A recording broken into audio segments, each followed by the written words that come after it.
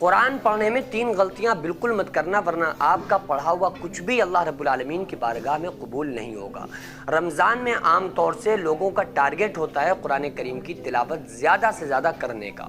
عورتیں ایک دوسرے پر سبقت حاصل کرنے کے لیے، فوقیت حاصل کرنے کے لیے زیادہ سے زیادہ قرآن کریم کی تلاوت کرتی ہیں، اور وہ یہ چاہتی ہیں کہ بس اگر یہ 2 قرآن پڑھ رہی ہیں تو ہم 3 پڑھیں گے۔ مرد حضرات تو خیر ان کو تو جلدی توفیق ہی نہیں ہوتی ہے، لیکن جو پڑھتے بھی ہیں تو بس یہ کرنے کے لیے کہ ہم نے اتنے قرآن رمضان المبارک کے مہینے میں کمپلیٹ کیے۔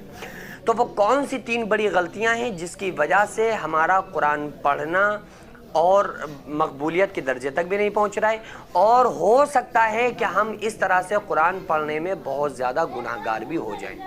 تو کیا خیال ہے، ایسا قرآن ہمیں پڑھنا چاہیے جو اللہ کی بارگاہ میں قبول ہو جائے، یا ایسا پڑھنا چاہیے کہ جو نہ تو قبول ہو اور اوپر سے گناہ بھی پڑ جائے؟ تو ظاہر ہے آپ کا جواب یہی ہوگا کہ ہم ایسا قرآن پڑھیں، ایسی کوئی غلطی ہم سے قرآن پڑھنے میں نہ ہو جس سے ہمارا قرآن پڑھنا رد ہو جائے، اور اس کا جو ثواب ہے وہ رد کر دیا جائے اور ہمیں اس کا ثواب بھی حاصل نہ ہو۔ تو بہت اچھی طرح سے اس مسئلے کو آپ سمجھ لیجئے۔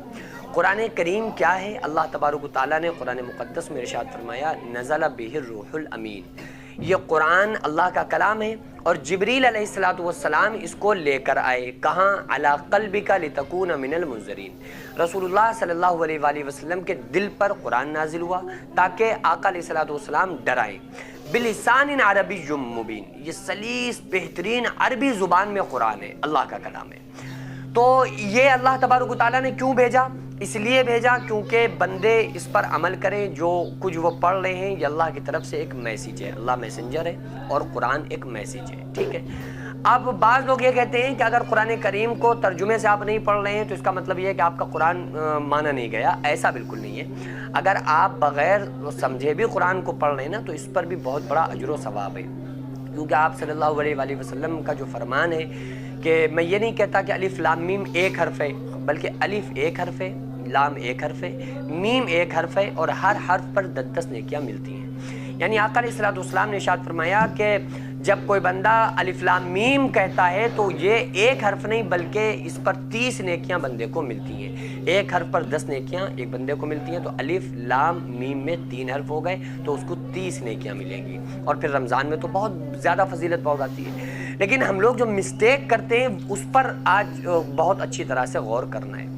پہلی چیز تو یہ ہے کہ اگر آپ نے قرآن کی تلاوت کرنا شروع کی تو کچھ لوگوں کی عادت ہوتی ہے کہ بالکل وہ من ہی من میں قرآن پڑھتے ہیں، بالکل من میں الفاظ ادا نہیں ہوتے، بس اس طرح سے وہ پڑھتے ہیں اندر ہی اندر، دل میں۔ تو یہ بالکل قرآن پڑھنے کا غلط طریقہ ہے، کیونکہ آپ یہ کہہ رہے ہیں میں نے قرآن پڑھا، اور پڑھنے کا مطلب یہ ہوتا ہے کہ زبان سے الفاظ کا نکلنا، وہ الفاظ آپ کی زبان سے ادا ہی نہیں ہو رہے تو آپ نے پڑھا کہاں ہے؟ ظاہر ہے وہ آپ نے بس دل میں سوچ لیا، سمجھ لیا، تو ظاہر ہے کہ جب تک آپ دل میں سوچ رہے ہیں تو وہ ثواب آپ حاصل نہیں کر سکتے جو قرآن کریم کو پڑھنے کا ہے، تو نہ یہ پڑھنے میں گنا جائے گا۔ اور دوسرا بھنانے کی طرح کہ بس قرآن کے الفاظ ادا نہیں ہو رہے، وہ جو بورا سا وہ بریا وہ ہوتی ہے نا کالی والی، تو بس جیسے وہ ہوتی ہے تو کچھ لوگوں کی یہ بھنبھنی آواز نکلتی ہے۔ تو میرے بھائی میری بہن، یہ قرآن پڑھنے کا بالکل طریقہ نہیں ہے، بالکل غلط طریقہ ہے، کیونکہ آپ قرآن تو خوشحالی سے پڑھنا چاہیے، قرآن تو ایسے پڑھنا چاہیے۔ آقا علیہ السلام نے ارشاد فرمایا کہ جب قرآن پڑھا جاتا ہے جس گھر میں، تو آسمان کے فرشتے اس گھر کو اس طرح دیکھتے ہیں جیسے زمین والے ستاروں کو دیکھتے ہیں۔ تو ہمارا یہ سنیں گے فرشتے، اور وہ یہ سن کر کیا کہیں گے؟ مقبولیت کی دعا کریں گے، کہیں گے کہ اللہ یہ تیرے قرآن کے ساتھ مذاق بنایا جا رہا ہے۔ تو اس طریقے کو بالکل ختم کیا جائے۔ قرآن کو کیسے پڑھا جائے؟ بالکل الفاظ صاف ادا کیے جائیں۔ کیسے؟ اگر بہتر ہے تو اس کو خوش الحانی کے ساتھ پڑھا جائے۔ تو خوش الحانی کے ساتھ کیسے؟ یعنی کہ کم سے کم اس کو حدر میں پڑھا جائے۔ میں پڑھ کے تھوڑا سا سناتا ہوں سورہ فاتحہ، کہ کم سے کم ایسے پڑھا جائے جن کو پڑھنا آتا ہے، اور اس طرح سے نہیں پڑھنا آتا ہے تو دوسرا کیا طریقہ ہے وہ بھی میں آپ کو انشاءاللہ بتاتا ہوں۔ تو پہلا طریقہ، اگر اس طرح سے آپ حدر میں پڑھ سکتے ہو تو بہت بہتر ہے۔ کیسے؟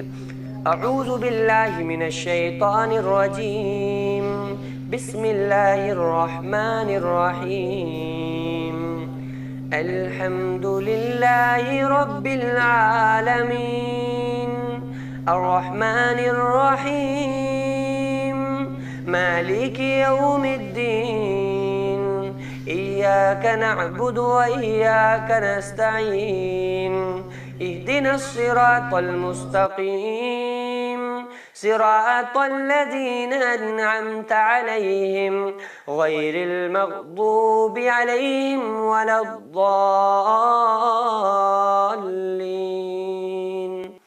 یہ پہلا طریقہ، اگر آپ اس طرح سے پڑھنا چاہتے ہو تو تھوڑی اس میں سپیڈ اور بڑھا سکتے ہیں، آپ اس طرح سے پڑھ لیں۔ اور اگر اس طرح سے نہیں پڑھنا آتا ہے تو پھر نارملی اس طرح سے پڑھیں، بسم اللہ الرحمن الرحیم، الحمدللہ رب العالمین الرحمن الرحیم مالک یوم الدین ایاک نعبد و ایاک نستعین اہدنا الصراط المستقیم صراط الذین انعمت علیہم غیر المغضوب علیہم ولا الضالین آمین۔ اس طرح سے پھر آپ پڑھیں۔